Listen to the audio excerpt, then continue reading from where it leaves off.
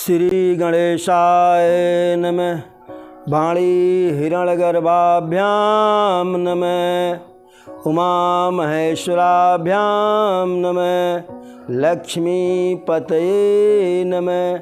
मातृपितृचरणकमलोभ्यां नमः। श्रीगुरुवे नमः। नमामि समीशाननिर्वाणरूपं विभुं व्यापकं ब्रह्मवेदं स्वरूपं निजं निर्गुणं निर्विकल्पं निरीहं चिदाकाशमाकाशवासं भजेऽहं। निराकारमोङ्कारमूलं तुरीयं गिराज्ञानगोतीतमीशं गिरीशं करालं महाकालकालं कृपालं गुणागार संसारपारं नतोऽहं।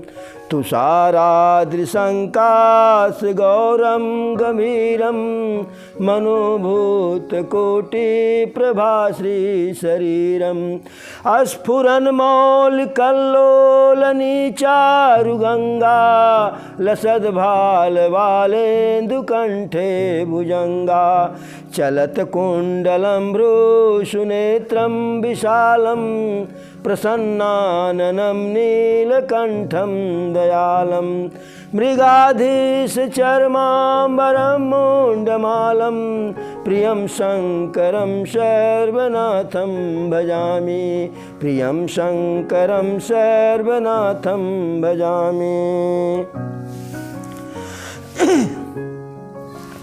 तो जब माता सती प्रभु श्री राम जी का परीक्षा ली, माता सीता का वेश धारण करके, तब उनको यह पता चल गया कि हाँ, यही दशरथ सुत ही जो है साक्षात भगवान हैं। लेकिन जब वापस आई अपने स्वामी श्री भोले बाबा के पास, तो नारी स्वभाव के कारण उनसे झूठ बोल गई। झूठ यह बोली, जब वह पूछे कि देवी कहो किस प्रकार से किस विधि से परीक्षा ली, तो माता सती कहीं प्रभु मैं किसी भी प्रकार की कोई परीक्षा उनकी नहीं ली, क्योंकि जब आप कह दिए कि वही नारायण है वही भगवान है, तो आपकी बात झूठ हो नहीं सकती है। तो हमने भी कोई परीक्षा नहीं लिया जो है। और कीन है प्रणाम तुम्हारी अनाई, जैसे आप उनको प्रणाम करते हैं उसी प्रकार से मैं भी प्रणाम करके आशीर्वाद ले करके अपने जीवन को धन्य करके वापस आ गई। अब शिव जी को संदेह यह हुआ कि जो बार बार मेरे समझाने से जिनके समझ में नहीं आया, क्या वह वहाँ जा कर के इनके समझ में आ गया। लगता है कुछ जो है दाल में काला है। बल्कि भोले बाबा को लगा कि दाल में काला नहीं, पूरी दाल ही काली है। तो ध्यान लगाए और जो भी चरित्र माता सती की वहाँ जा कर के सब कुछ जो है शिव जी को पता चल गया। विचार किए कि यह हमारी सती हमसे झूठ नहीं बोल रही हैं, प्रभु की यही इच्छा है, प्रभु इनसे झूठ बोलवा रहे हैं, क्योंकि हरि माया बलवाना, प्रभु की माया ही जो है इनसे झूठ बोलवा रही है। अब उसके बाद वहाँ से आगे बढ़े, कैलाश को जा रहे थे, रास्ते में ही भोले बाबा मन ही मन प्रतिज्ञा कर लिए, अरे शिव संकल्प कीन है मन माही, और यह तन सती भेंट अब नाही। मन ही मन प्रतिज्ञा किए तो आकाशवाणी हुई कि हे शंकर जी आप धन्य हैं, हे महादेव आप धन्य हैं, आप जैसा प्रभु श्री राम के प्रति भक्ति का भाव कौन निर्वाह करेगा। अब चूँकि मुख से भोले बाबा कुछ बोले नहीं थे, तो माता सती को संदेह हुआ। वह बार बार पूछी कि कौन सा प्रतिज्ञा किए, कौन सा प्रतिज्ञा किए, कोई वह कुछ बताए नहीं। तो इनको लगा कि जो है लग रहा है कि हमारा ही परित्याग किए। और शिव जी को था कि मुँह से नहीं कहेंगे, अपने व्यवहार से हम यह सिद्ध कर देंगे कि सती का परित्याग कर रहे हैं। कैलाश पर्वत पर आए भोले बाबा सहज स्वरूप में समाधि में लिप्त हो गए। और इधर जो है माता सती अनेकों प्रकार से दुख से दुखी रही जो है। अरे यही विधि दुखित प्रजेश कुमारी, अकथनीय दारुण दुख भारी। बीते संबत सहस 87, तजिय समाधि शंभु अविनाशी। उधर भोले बाबा कैलाश पर्वत पर आकर के प्रभु का ध्यान लगा करके समाधि ले लिए। और इधर माता सती जो है, जब उनको पता चल गया कि शिव जी हमारा परित्याग कर दिए हैं, प्रेम के कारण, महानता के कारण मुख से नहीं कह रहे हैं, तो वह बहुत ही दुखी रहीं। उनको दारुण दुख हुआ। और उधर 87,000 वर्ष बीत गया तो भोले बाबा अपनी समाधि से जगे। और जैसे जगे तैसे जो है राम नाम का सुमिरन करने लगे। हरे श्रीमन नारायण नारायण हरि हरि, श्रीमन नारायण नारायण हरि हरि, स्वामी नारायण नारायण हरि हरि, श्रीमन नारायण नारायण हरि हरि। तो भोले बाबा राम नाम का जप करने लगे, क्योंकि राम नाम बहुत मीठा है, बहुत हितकारी है।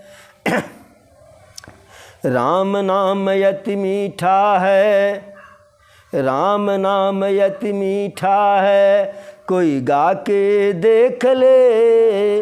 राम नाम यति मीठा है, कोई गा के देख ले। आ जाते हैं राम, कोई बुला के देख ले। आ जाते हैं राम, कोई बुला के देख ले। तो वह आ जाते हैं बुलाने पर, से बुलाने वाला होना चाहिए। तो राम नाम का सुमिरन करने लगे भोले बाबा। जब समाधि से जगे तो माता सती को लगा कि लग रहा है कि हमारे स्वामी त्रिभुवन स्वामी भोले बाबा समाधि से जग गए हैं। वह गई, शिव जी के चरणों में प्रणाम की, वंदन की। और शिव जी उन्हें जो है अपने सामने बैठने के लिए आसन दे दिया। जबकि उसके पहले शिव जी माता सती को अपने वाम भाग में बैठाते थे, वामांगनी होती थी वह जो है। लेकिन जब उनका परित्याग कर दिए पत्नी के रूप में, तो वाम भाग में नहीं आसन दिए, शनमुख आसन दे दिए। अरे शनमुख शंकर आसन दीन्हा, जाय शंभु पद बंदन कीन्हा। माता सती जाकर के शंकर जी के चरणों में प्रणाम की, तो शंकर जी उनको अपने सामने बैठने के लिए आसन दे दिए कि देवी बैठिए। और लगे कहन हरि कथा रसाला, और दक्ष प्रजेश भयत ही काला। उसी समय जब सामने बैठाए तो शिवजी माता सती से प्रभु श्री राम की रहस्यमयी कथा कहने लगे। लेकिन माता पार्वती को उस कथा में स्नेह नहीं आया, क्योंकि उसी समय, क्योंकि माता सती दक्ष की पुत्री रही, दक्ष की कन्या रही, तो उस समय दक्ष जो है प्रजापति हुए थे, प्रजा के नायक हुए थे। और ब्रह्मा जी उनको हर प्रकार से योग्य समझ करके जो है प्रजा का नायक बना दिए, प्रजापतियों का नायक बना दिए थे।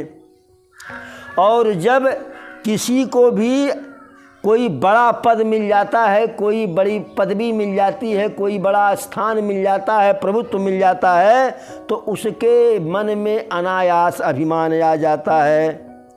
अरे नहीं को यस जन्मा जग माही, और प्रभुता पाई जाई मद माही।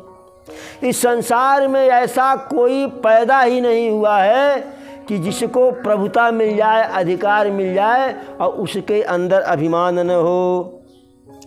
तो ठीक उसी समय प्रजापतियों के नायक महाराज दक्ष जो है एक यज्ञ कर रहे थे, और उस यज्ञ में सभी देवी देवताओं को आमंत्रित किए जिनका यज्ञ में भाग होता है, जिनको यज्ञ में हिस्सा मिलता है।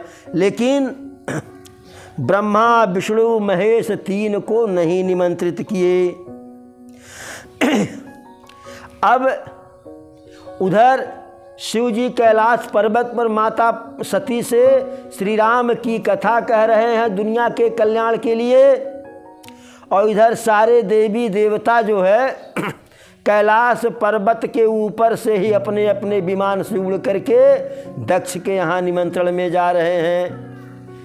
था जब सबको पता था, सारे देवताओं को पता था कि दक्ष शंकर जी से नाराज हैं, इनको नहीं आमंत्रित करेंगे, तो जिन देवताओं को जाना था थोड़ा बाईपास होकर चले जाते, इधर से चले जाते। कहाँ उनके विमान में पेट्रोल और डीजल लगता था, लेकिन नहीं ठीक कैलाश पर्वत के ऊपर से, और कैलाश पर्वत के ऊपर से नहीं, जहाँ शिव जी और माता सती बैठी थी ठीक उनके ऊपर से विमान लेकर के जाना था उनको। यह बताना था कि आप लोगों को नहीं बुलाया गया। माता सती को बताना था कि आपके पिता आपको अपने यज्ञ में नहीं बुलाए, और शिव जी को बताना था, भोले बाबा को बताना था कि ससुराल में आपकी कदर नहीं है, ससुराल वाले आपका मान सम्मान नहीं करते हैं। अरे इसीलिए तो आपको यज्ञ में निमंत्रण नहीं दिए। अब जब उधर शिव जी हरि की कथा कह रहे हैं और ऊपर से सारे देवता जो है चिढ़ाने चमकाने के उद्देश्य से अपने विमान से गरगर तड़तर हर हर बम बम करके जा रहे हैं, तो माता सती कथा न सुन करके आसमान की तरफ मुख करके जहाज देखने लगी। अब देखिए,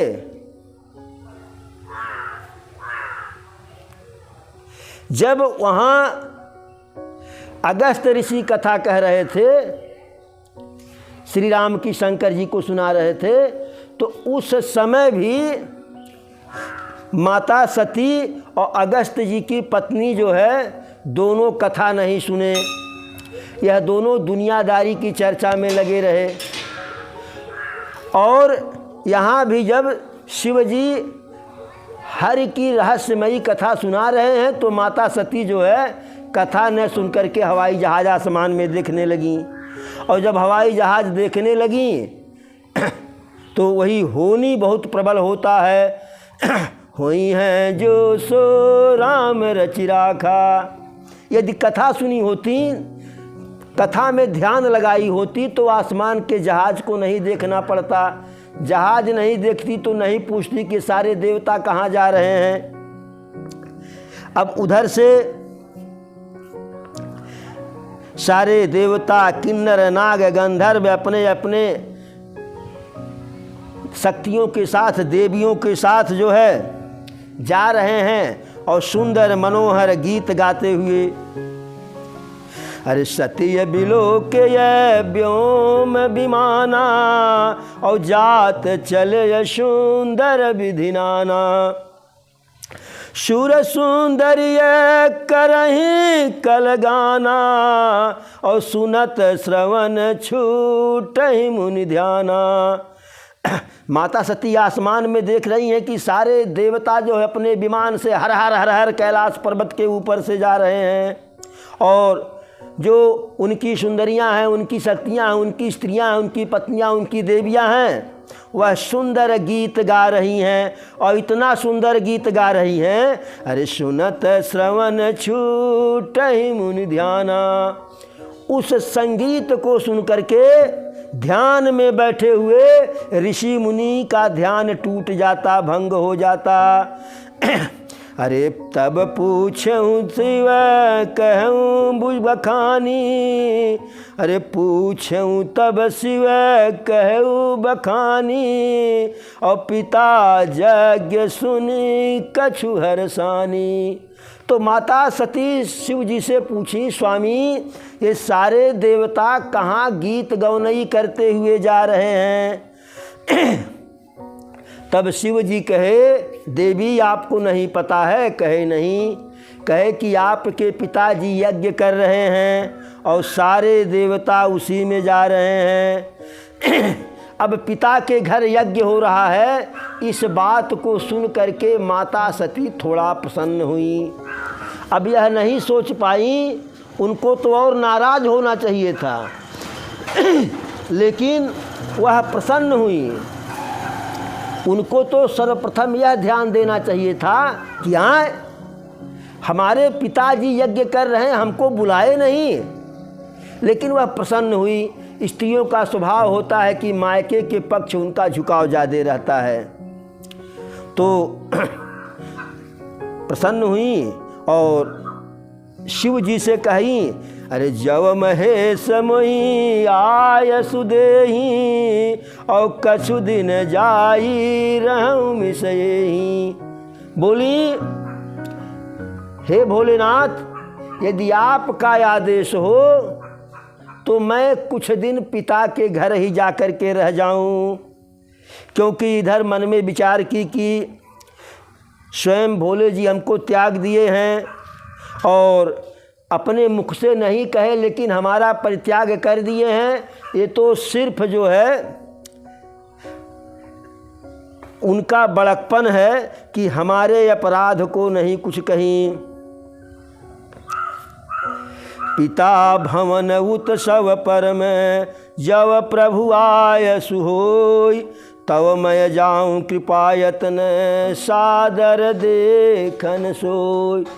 कि हमारे पिताजी के घर इतना बड़ा उत्सव, इतना बड़ा यज्ञ हो रहा है, यदि आपका आदेश हो तो हे दयानिधान, मैं जा कर के यज्ञ को देख आऊं। शिव जी कहे, देवी यह बात तो बहुत बढ़िया है, हमारी भी यह इच्छा है कि वहाँ जाना चाहिए, लेकिन निमंत्रण नहीं मिला है, इसलिए नहीं जाना चाहिए। दक्ष जी अपने सारी पुत्रियों को बुलाए, लेकिन हमारे चलते आपको नहीं बुलाए। तो माता सती बोली कि आपके चलते ऐसी क्या बात है? तो शिव जी कहे कि एक बार की बात है, ब्रह्मा जी की सभा में सभी जो है देवी देवता, सारे राजा महाराजा, प्रजापति और आपके पिता दक्ष जी बैठे हुए थे। और ऐसे में मैं पहुंचा तो सब हमारे सम्मान में खड़ा हो गए, लेकिन आपके पिताजी को अहंकार था, इसलिए वह खड़ा नहीं हुए, हमारा आवा भगत नहीं किए। यहाँ तक कि साक्षात हरि हमारे सम्मान में खड़ा हुए, परम पिता ब्रह्मा जी खड़ा हुए, हमारा आवा भगत किए।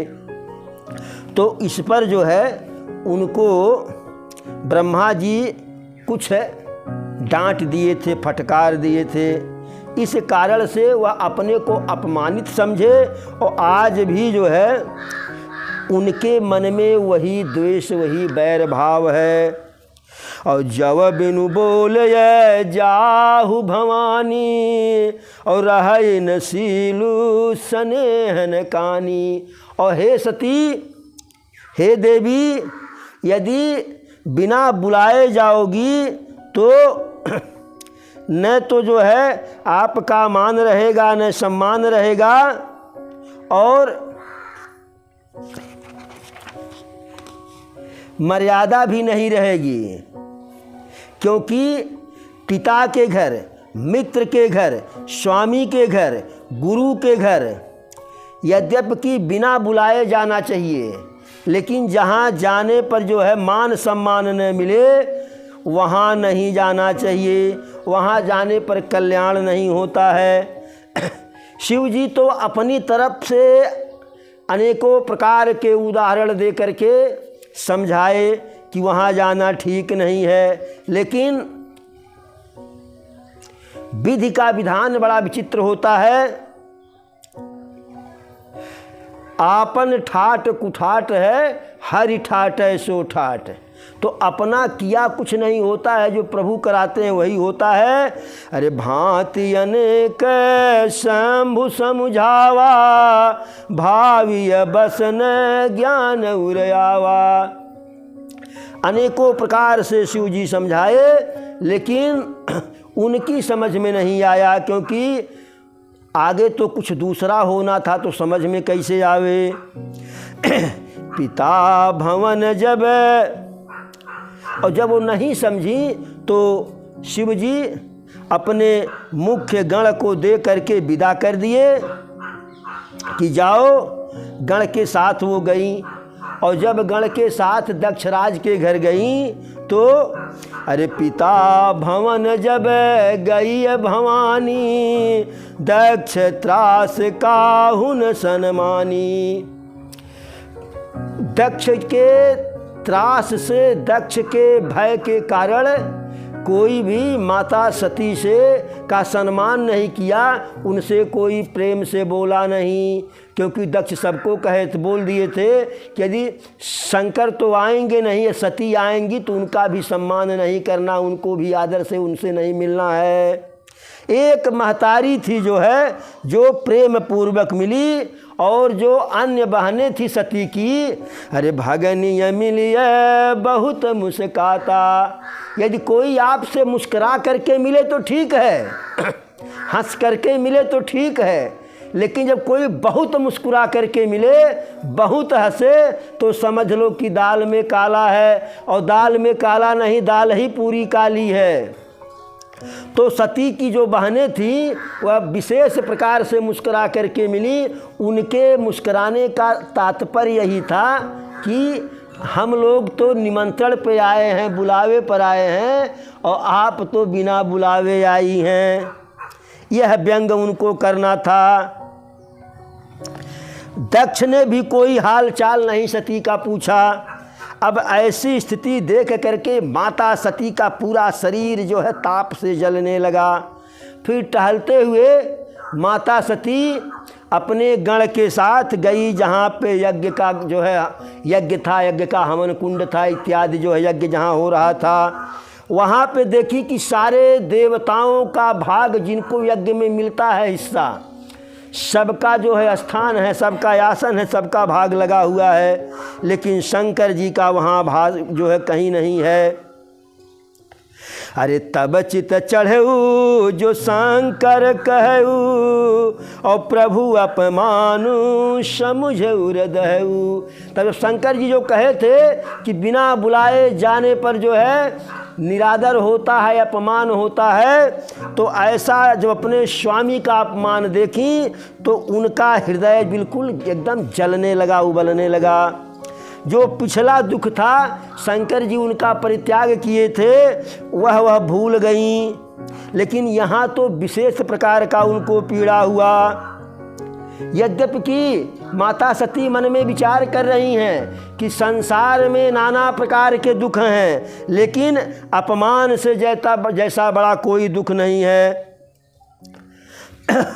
समुझ सो सती हैं भयऊ अति क्रोधा, बहुविधि जननीय कीन प्रबोधा। जब माता सती की माता को पता चला कि सती अपना और अपने पति का अपमान देख करके अत्यधिक क्रोधित हैं, और क्रोध में व्यक्ति प्रायः कुछ जो है उल्टा सीधा निर्णय ले लेता है, तो उनकी माता उनको अनेक प्रकार से समझाई, लेकिन शिव अपमान न जाई सही, हृदय न होई प्रबोध, सकल सबहि हठि हठि कतब बोलिय बचन सक्रोध। शिव जी का अपमान उनसे बर्दाश्त नहीं हुआ, इसलिए कोई कुछ भी समझा रहा था उनके समझ में नहीं आया।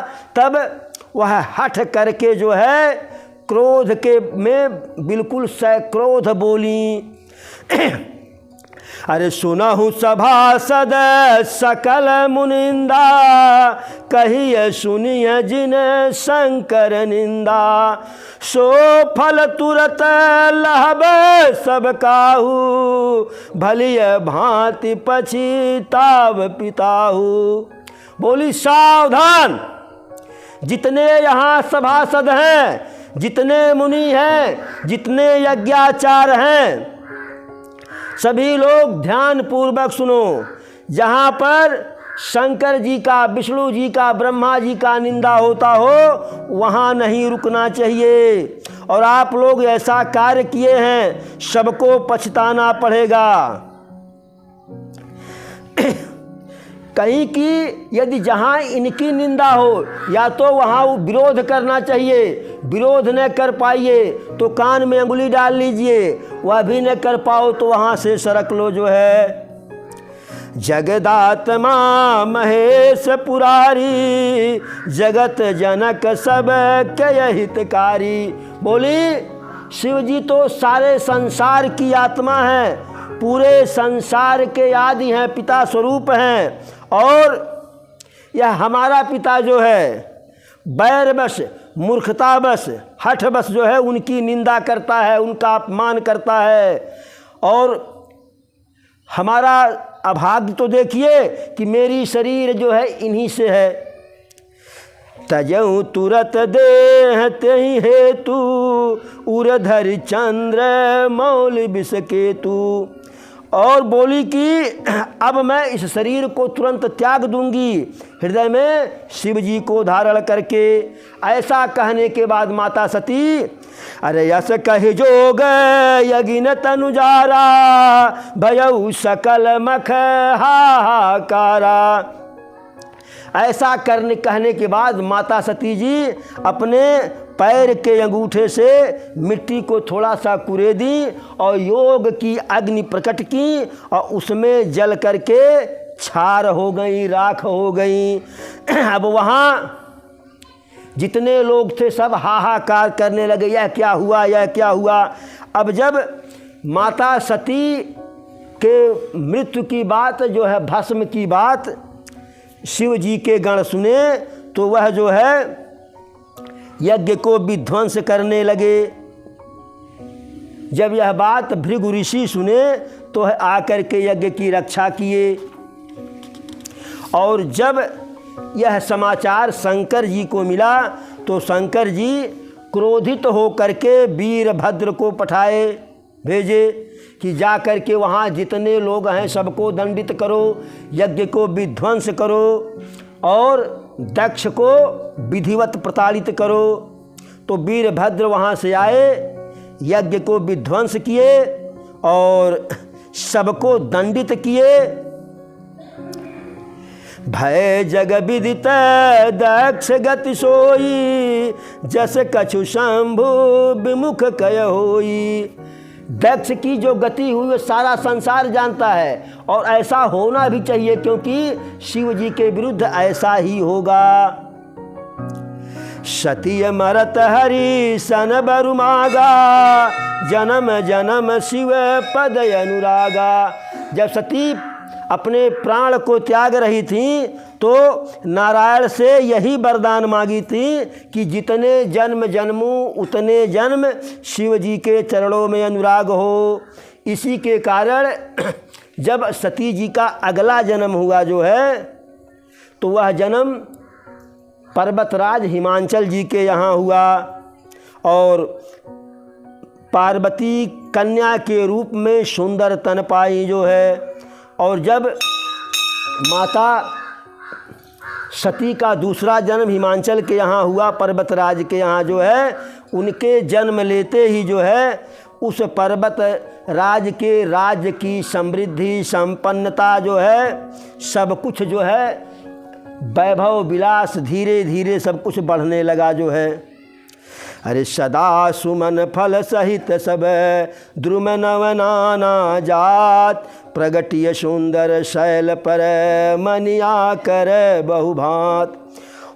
तो उस पर्वत पर जो सुंदर जो वृक्ष थे सब सुंदर हो गए, हरे भरे हो गए, सब फलों से युक्त हो गए। फलों से युक्त होने के बाद उनकी डालियाँ झुक सी गई जो है, और नाना प्रकार के पुष्प जो है पुष्पित हो गए, और पर्वतों पे नाना प्रकार के मणि जो है उत्पन्न होने लगे। तो आज की कथा को यहीं विराम दिया जाता है। आगे की कथा जो है माता पार्वती के भाग्य को देखने के लिए, हस्तरेखा को देखने के लिए नारद जी के आगमन की कथा, नारद जी के द्वारा माता पार्वती को शिव जी के रूप में वरण की कथा, माता पार्वती के तपस्या की कथा जो है फिर आगे कही जाएगी। हर हर महादेव।